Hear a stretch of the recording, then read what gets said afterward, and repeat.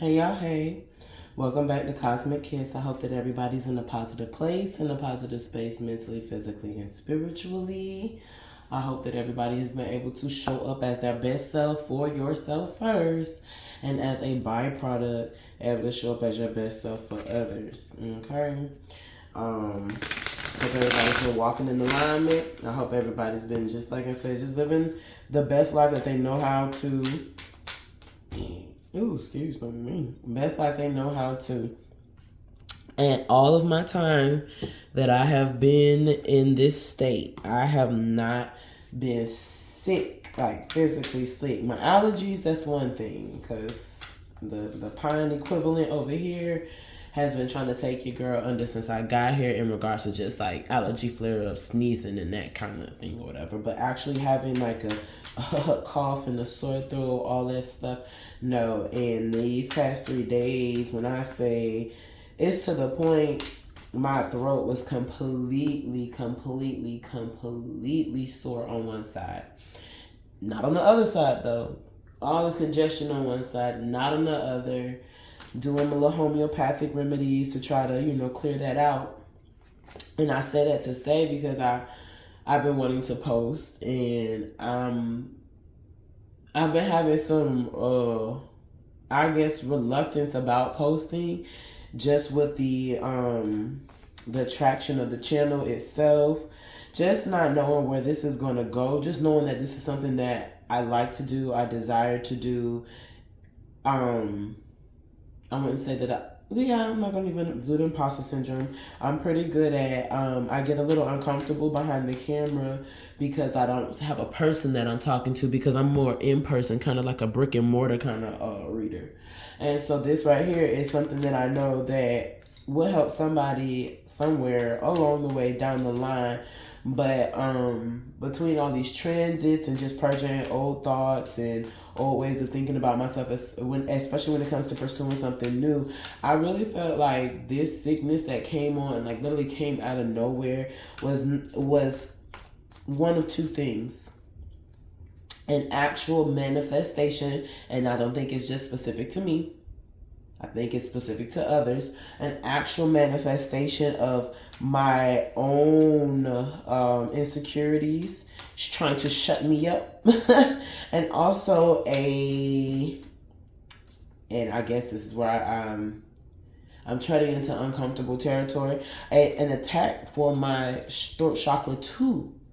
To close down, because I do, in my family and in spaces, and especially with a lot of confrontational people in my life, I am the one who's going to speak the truth, the blunt truth, the honest truth, not a harsh truth. It might be a harsh truth, but I know how to say things with an ease. I know how to say things with a grace, but everybody is not willing to receive that. And right before I started this read, of course, I pulled the new moon card to just kind of see what the new moon was going to bring for us. This new moon that is coming tomorrow, I believe. And new moon is in Aquarius, I believe. Yeah. It's in Aquarius, so having to rest in that, I know. And then I shuffled these Orisha cards.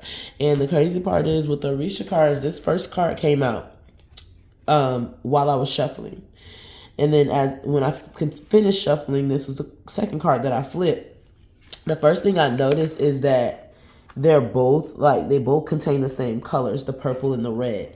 And so in regards to that whole spiel about my health and my resignations about the channel, the first thing I got was the connection between your Ori, which is your mind, in this indigo purple kind of color, and then red, your sacral. And in this card, ironically, this card is a negative aspected card. And there we go. This is a negative aspected card. However, there's a balance between crown energy and your root energy. And in this card, however, this has an abundance of red and a little bit of purple in it. The balance, what I know between, if your root is unbalanced, your sense of I am is unbalanced. I am is unbalanced, meaning I am safe, and you don't believe that. Your ori, your head, is going to be unbalanced about what you know, and the same for if your ori is unbalanced. So one imbalance will reflect in the other because they are literally the opposites. And like I said, this card right here is a negative aspected card because this card talks about someone who is quick to fly off at the mouth when they are angered, and they hear through a limited perspective, and that they but even that through this limited perspective, they tend to fly off as if what they perceived, not what was actually said, but what they perceived from what was said as the truth, as was what's said, and they're ready to go to war at every single little thing. And then that this card right here, though this might seem like the more negative aspected card with all this or whatever, we have Shango here, and Shango has to do with justice. This is a balanced individual, and that's what I thought was ironic. The card of imbalance seemed balanced, which may be a call for balance for a person with this kind of energy. And then that this card that seems imbalanced, meaning he's probably going to balance, or you know what I mean, or being asked to lean heavy in his root chakra, or this person is being asked heavy to lean in their root chakra. But this card talks about an individual who has a way, literally, of saying the harshest, I don't know if y'all can see it, a cruel truth is better than the sweetest lie. Meaning this person has a way of saying the hardest things to hear in such a peaceful manner, but there might be an individual or a receiving party that isn't in this energy. And it's so crazy because these cards look so contradictory and their messages go parallel. I pulled these in regards to this message. And I know personally this is going on in my life in different ways. Because like I said, I have a way of saying things. I have a way of, I used to teach, and I used to tell my students, because I come from you do as I say, and you don't question anything. You do as I say, and you don't question anything. And oftentimes I had wow. The great bust down. Oh my God. And it keeps on going, y'all. Oh my goodness. Look, I love this. We're going to get to these cards in a second. And it just keeps on going. Nothing but I can't make this up. Major arc. And more major arc. I'm just bum. We going to set this up so we can see this, because holy mackerel. But anyways, I come from a generation where it was you do as I say, and you didn't really question authority. But my mom was big on letting me speak my mind. When I moved with my dad's side, my grandmother, were very old school, old fashioned, and it was to do as I say. You don't really got nothing else to say because the adult has said all that needs to be said. But when I was in the classroom, I was a very outspoken child myself, because I always had questions. I was very curious, and I was sometimes more curious than the capacity of adults' ability to explain life to me around me. And I used to tell my students, because I taught kindergarten and first grade, I used to tell these babies, look, I don't care what you have to say, as long as you put some respect on it, because I have this theory that you can say anything, even the ugliest thing, or something that's perceived to be the ugliest thing, but there is just a way to say it. So I say this to say, in regards to this new moon energy, being that the new moon is about manifesting and Aquarius is about I know, I believe that the manifestations of the things that you all are either wanting to bring to fruition or should be, because maybe you're not speaking up for something that you truthfully feel. You know what I mean? Maybe you're speaking from still a place where you still have doubts, you still have looming regrets, you still have things that are looming and kind of almost tainting your voice. However, I said all of that to say, in manifesting with this new moon, this sense of I know. It's almost out here. Tell the truth, baby. Just tell the truth.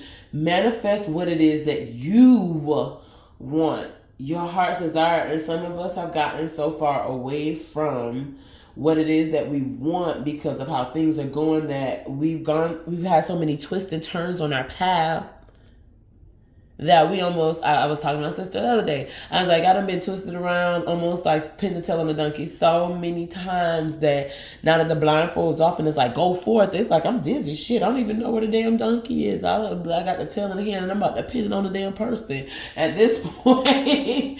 And I don't think that my experiences are exclusive to me, that there is something to be told or something to be told or to be shared, or to be revealed, or to be connected with someone else. Okay? And so there is a way to say what you have to say. If you have something that is not so pleasant that needs to be said, a truth that needs to be spoken, whether this party is receptive or not, say what you have to say. Free your throat chakra. And with this new moon manifestation, I believe that this energy right here, the unblocking of this energy of inability to, in essence, speak your truth. Oh, we're already 11 minutes in. Great day. All right, your inability to speaking your truth will help you unlock maybe blockages you've had in manifesting, or the very things that you seem like you feel like you manifested over and over and over. And some things have come to fruition, but the bigger things, some bigger things have not. Look at the card says, look within. Looking within can reveal the mysteries of the universe, and looking within requires a balanced crown chakra. But if your root chakra, your sense of self, is all thrown off, you might have trouble with that. Okay, so I'm going to take a look at these. Like literally, we have 8 major arcanas out here. We have the Temperance, we have Patience, we have Empress in the state of receiving, Wheel of Fortune, a cycle coming full circle, in essence, odds turning in your favor, the death, the end of a cycle right next to the Wheel of Fortune. Then we have the Emperor, which is paternal. I always think of paternal. I know it's often it's often shown as not shown but interpreted other ways, but the Emperor, I literally get big pop of eyes. And the fact that we have the Empress and the Emperor here, we have 2. We have counterparts here. We have the Empress and the Emperor here. Okay, so I'm getting counterpart energy, a union of some sort, an end of a cycle. So this end of a cycle, this end of a cycle, and this combativeness between one party being diplomatic and the other party being irrational. This could be a romantic situation. This could also be a familial situation. This could be a relationship of some sort, possibly work. A relationship with yourself, which is the most important relationship. And they're showing some like an end to a certain cycle. An end to a certain cycle as you patiently wait to receive. Okay. The Emperor shows some action being taken. Aries energy is behind this. Some action being taken, but there's strength that's needed. Okay. The next card that came out was the Hierophant. The Hierophant, which is the teacher, the spiritual teacher. Okay, but the spiritual teacher ability is to be able to go within and bring out to the physical. Okay, so that's manifesting. That is manifesting. And then we have the devil energy. Now this devil energy, the first word that comes to mind is addiction. Okay, addiction. Either someone in your energy has a heavy addiction to you, to what you do, or you have some addictions that are keeping you from going within. Okay, so I want to pull some other cards. I don't know if I want to pull from this deck. I think I will pull from that deck, but in just a second. I want to get like 2 more cards from either this deck, and I want to get another deck. But I keep getting used what I have. Alrighty, boom. Okay, so we have 10 of coins. And that's crazy because remember I said this other deck over here I'm talking about? There's another deck over here. And look what the other deck is. I don't know, 10 of discs. Then we just pulled the 10 of coins. Okay. So someone, this obsession, like I said, someone is obsessed. It's someone, because this card literally is at the end of all of this right here. You've got all of these cards right here. And at the end of all the major arcana cards before the 10 of coins popped out, you have the devil card. It's almost like someone sitting back and watching all of this. And I heard in the shadows, like a shadowy energy. Someone is addicted to the fact that you are getting ready to have a 10 of coins situation. And that's kind of creepy. That's ain't no kind of creepy, it's big creepy. Alrighty. Because the 10 of coins is pinnacle. That excuse me, pinnacle, but not pentacle. Pinnacle, like the top of something. This is like pinnacle energies of the pentacle. Stability, material stability, stability and values.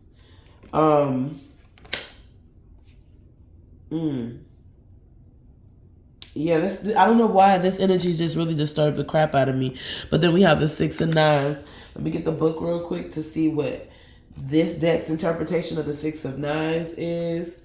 Because Buddy looks like he's struggling, and this has been an uphill battle in order for this 10 of Pentacles or this 10 of Coins to come in.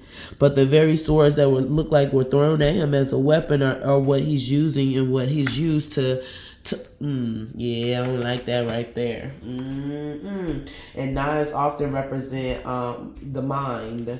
So maybe mental attacks, spiritual attacks, gaslighting, like actual factual mental attacks in the physical.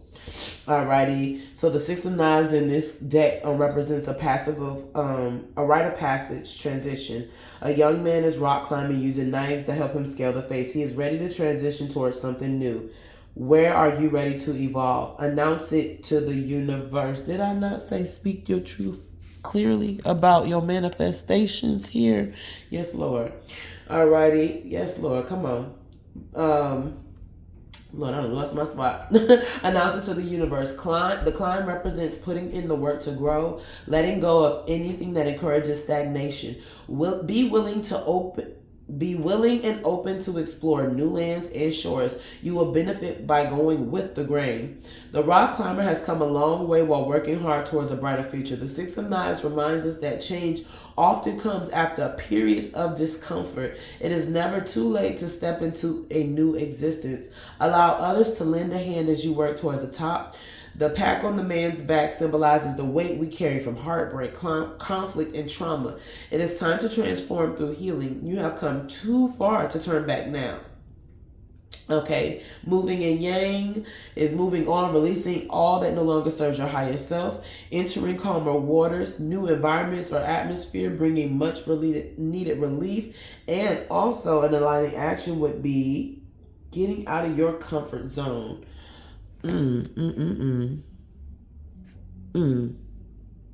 So this speaking up and speaking your truth fearlessly to other parties, like I said, other parties, yourself, the universe, speaking your truth, whether you feel like it's going to be receptive or not, because maybe you've met a lot of poor receptiveness when you spoke your truth, that you're afraid to speak your truth to God, that you're afraid to speak your truth on your heart's desires because they have been laughed at, they have been squandered, they have been ridiculed, they have been gone against as some others watch because they know how hopeful you are. They know how bright and optimistic you may be in comparison to them. And some people just are hell-bent on extinguishing others' lights. And it's unfortunate.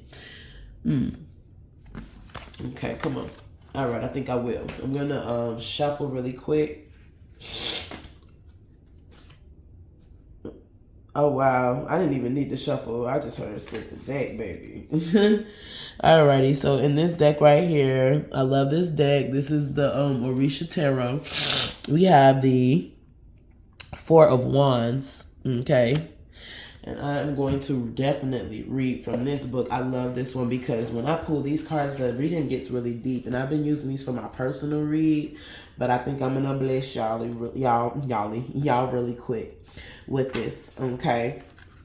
So the Four of Wands is a card of something ending and a new order being established. It is the completion of a cycle and it provides opportunity, evolution before the next cycle starts again. In the diaspora, the Orisha traditions adapted to the environment, situations that slavery enforced on practitioners in West Africa. It is common for priests to only receive their Orishas and a few others, while in Cuba it became the practice for everyone to give everyone the four pillars. Obatala, which is over your crown. Shango, which is over your root. Come on, y'all. Oshun, which is over your solar plexus, your gut, and Yemaye, which is over your she's blue, so that's over your eye, your third eye, your ability to see. This, and Oshun is also represented by the Empress here. Come on, y'all. Come on, y'all. This was done in part out of need to preserve these spirits among more people so that they could be sure to be passed on. So in the card, it says you have the four colors for the four Orishas: Obatala, Shango, Oshun, and Yemaye. Obatala's staff. Oh, excuse me. Let me keep it up there. All right. So we got Obatala's staff. Okay, gives him authority as the creator's representative on earth. Good grief. And then we have Shango's axe, which is used to dispense justice, as talked up here, righteously speaking. And then Oshun's oars, which help her move forward through life. And then I heard with grace. And then we have Yemaye's anchor, symbolizing her ability to bring stability. And then I talked about, come on, y'all. I love it when y'all just bring it full circle. Alrighty, and I'm reading from the book. I love the book because it gives you like a little backstory, symbolisms, and I'm literally just reading this to you.